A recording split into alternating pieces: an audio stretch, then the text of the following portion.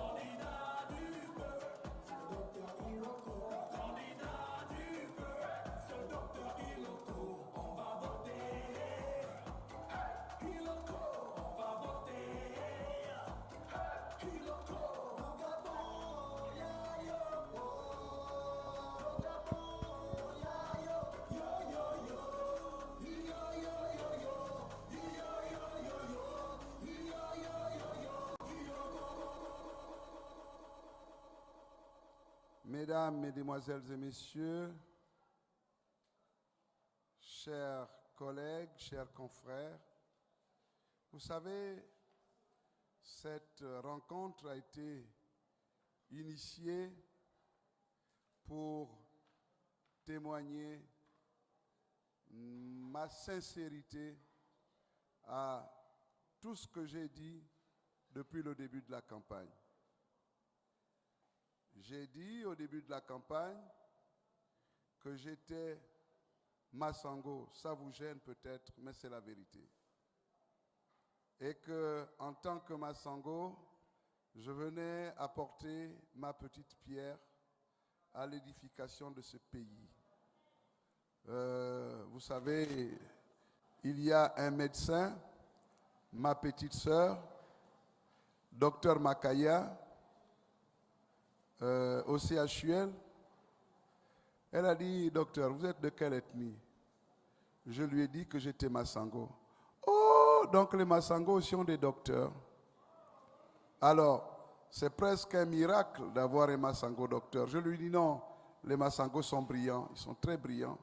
Peut-être qu'ils se laissent distraire par les plaisirs de la terre, mais lorsqu'ils veulent être sérieux, ils sont sérieux. Donc je disais que je ne comprenais pas pourquoi notre communauté était exclue, presque exclue. Et pourtant, nous avons eu des grandes figures comme Paul Mukambi, comme Edouard Alexis Bouyibouti, pourquoi pas Émile Dumba, Santurel Ngoma Madungu, et bien sûr un certain nombre d'autres compatriotes que je ne voudrais pas citer parce que la liste est longue. Pourquoi nous sommes marginalisés? Et est-ce que nous n'avons pas le droit de revendiquer au moins un poste, pas forcément dans le gouvernement, mais même seulement directeur général d'un hôpital? Nous n'avons pas. Nous n'avons rien.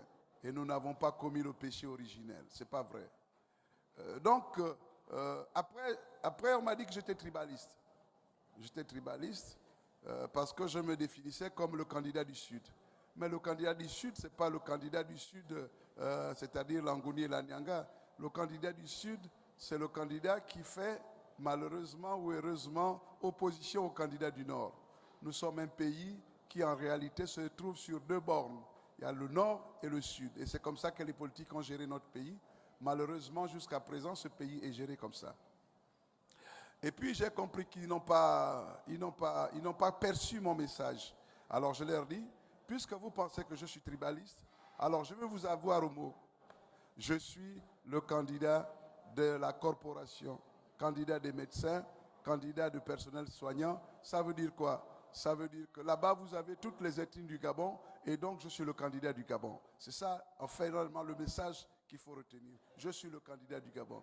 Vous allez retrouver dans ma bibliographie un ancien international gabonais. J'ai défendu les couleurs de mon pays, donc je suis un candidat du Gabon. Vous allez retrouver dans ma bibliographie, bien sûr, une composante d'homme d'affaires. Je fais quelques petites affaires. Donc je sers le pays. Je suis chrétien catholique, je pratique. Et je pense que dans les mouvements de jeunesse, dans les mouvements chrétiens, j'ai milité. J'ai retenu qu'il faut aimer son prochain. J'ai retenu qu'il faut pardonner son prochain. j'ai reconnu qu'il faut se mettre à la disposition de son prochain. Et entre nous, il n'y a pas meilleur métier que la médecine pour servir son prochain. Et je vais donc embrayer sur mes amis, mes collègues, les médecins, les paramédicaux et bien sûr les collaborateurs et tous ceux qui m'accompagnent dans cette aventure. C'est avec une immense gratitude et un profond respect que je me tiens devant vous. Certains d'entre vous m'ont connu sur le banc de la faculté de médecine. En fait, nous, c'était le CUS, le Centre universitaire des sciences de la santé, qui est devenu par la suite l'USS, où nous avions tissé des liens d'amitié et de fraternité. Bien que vous m'ayez connu en tant que personnel soignant, aujourd'hui, je m'adresse à vous dans un autre contexte. Moi, Dr Stéphane Germain Iloko Boussengi, je me présente en tant que candidat à l'élection présidentielle. Vous, médecins, infirmiers, aides-soignants, sages-femmes, pharmaciens et tous ceux qui œuvrent chaque jour pour préserver la santé de nos concitoyens, êtes les piliers de notre système de santé. C'est vous, l'alpha et l'oméga de la santé au Gabon.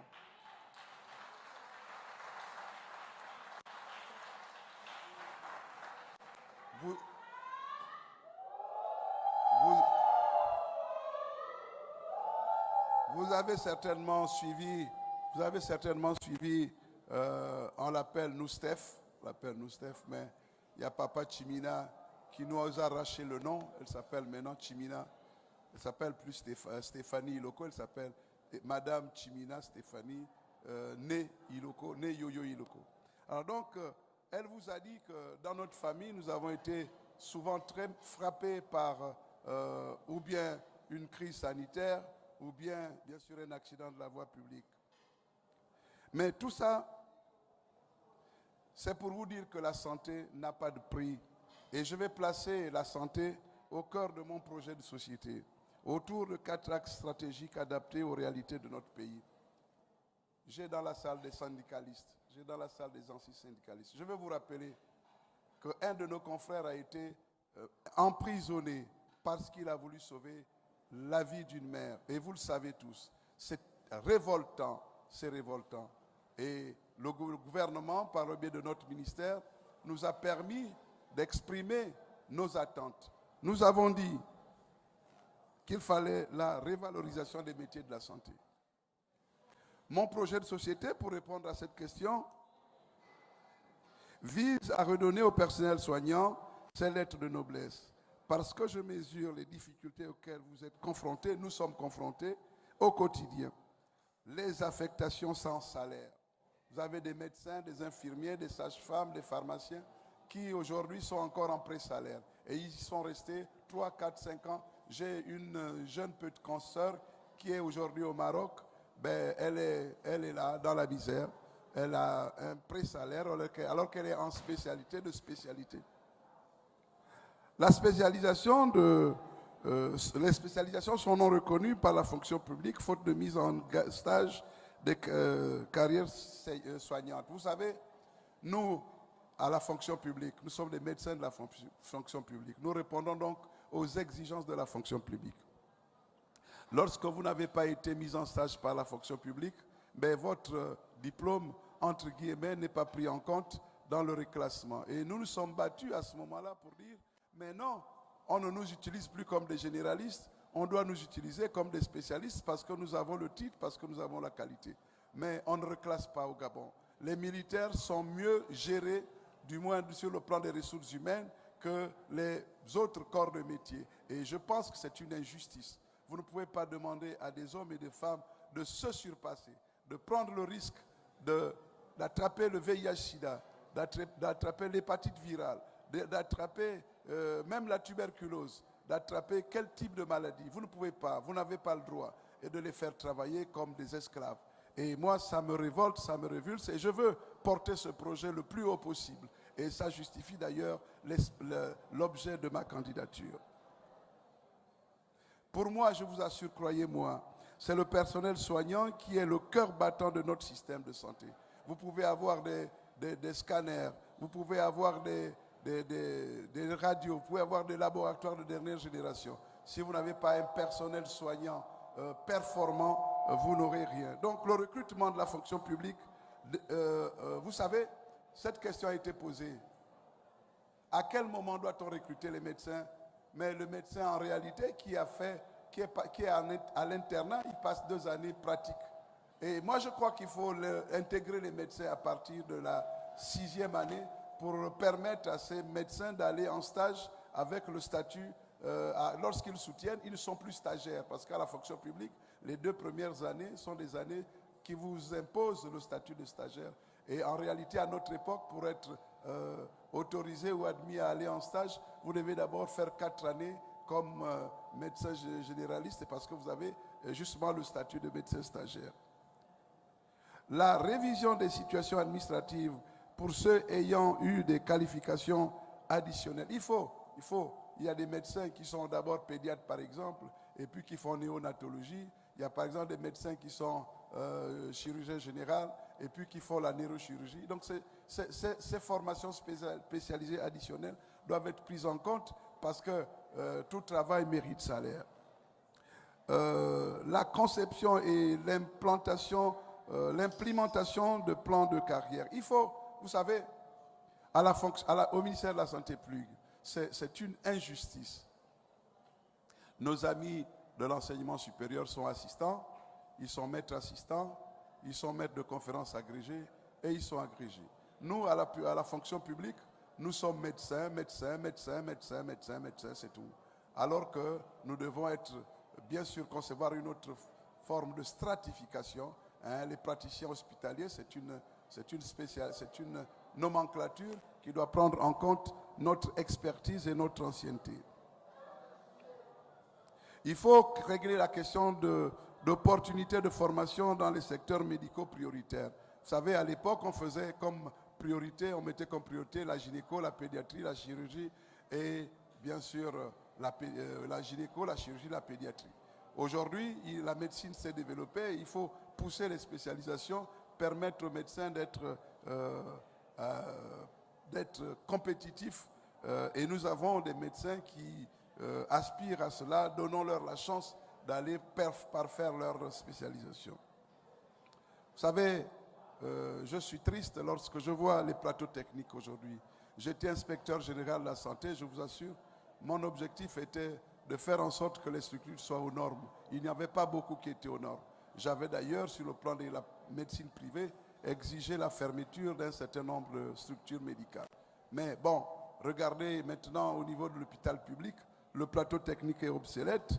Chers confrères, malgré tous les efforts que nous déployons dans nos structures sanitaires, nous avons perdu la confiance des compatriotes du fait de la vétusté de nos infrastructures et l'obsolescence de nos plateaux techniques.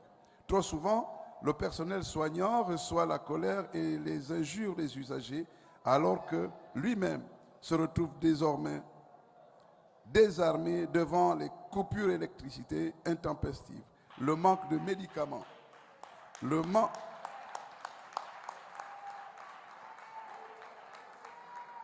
manque de matériel, le défaut de plateaux techniques.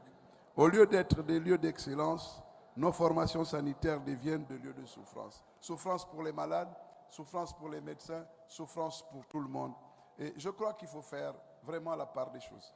Les médecins ne sont pas des boucs émissaires. Du moins, le personnel soignant n'est pas le bouc émissaire. Et moi, je voudrais porter ce message le plus loin possible pour dire, si vous voulez avoir des enjeux, si vous voulez capitaliser votre production industrielle, si vous voulez produire suffisamment d'alimentation et atteindre l'autosuffisance alimentaire, si vous voulez, bien sûr, former correctement vos enfants, il faut privilégier la santé. Parce que la santé est au cœur de tout, au cœur de tout.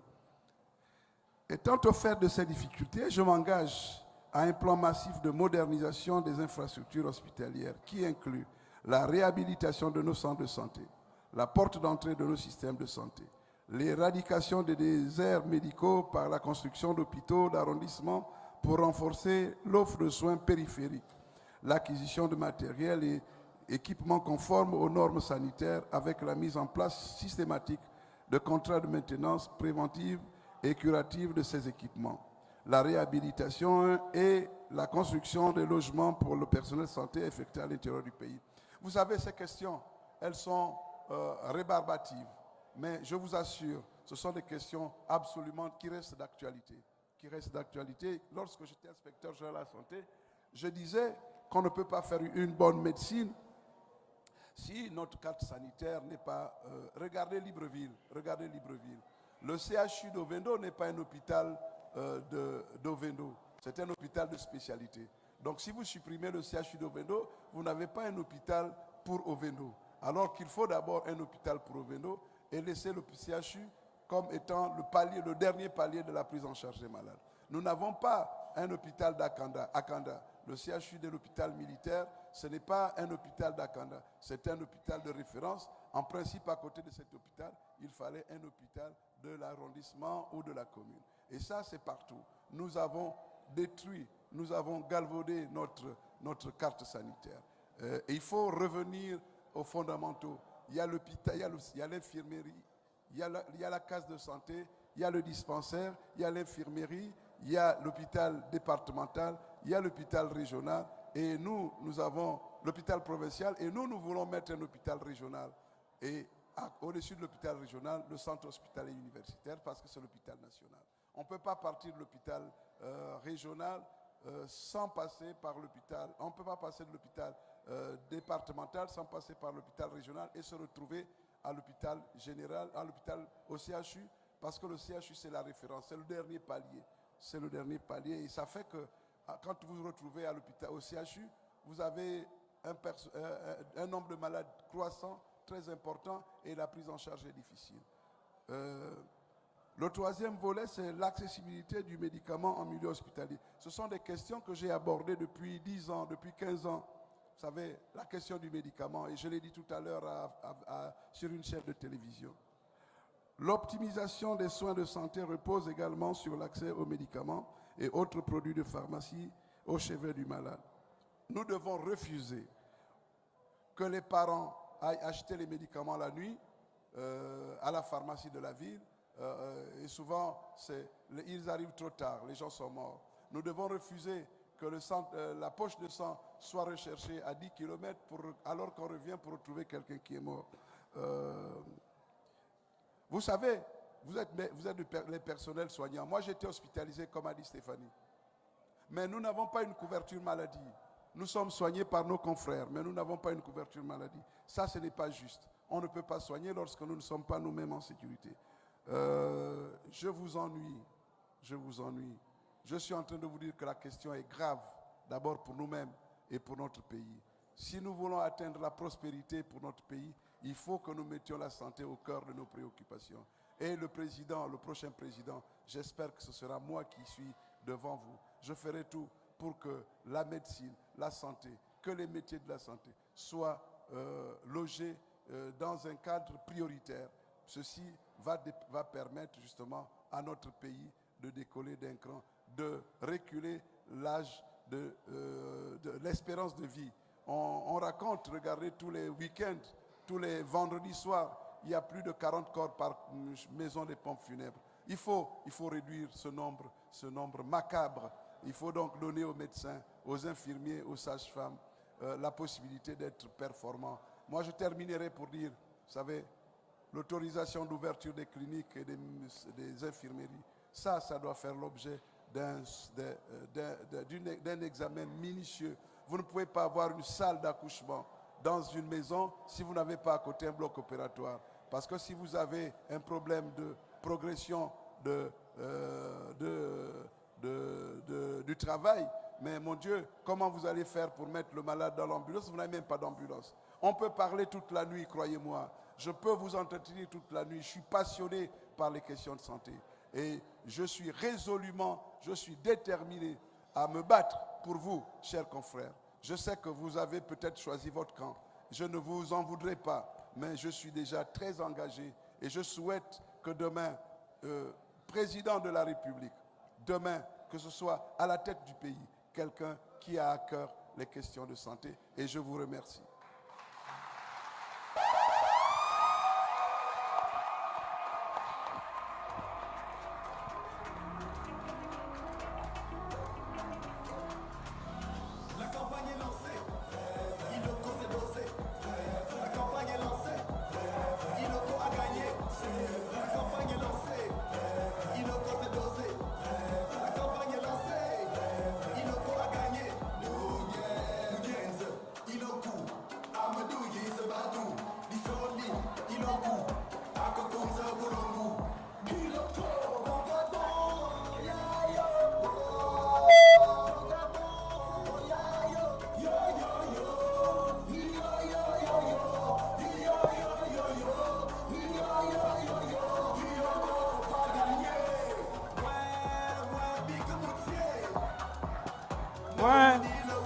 Dis comment tu es.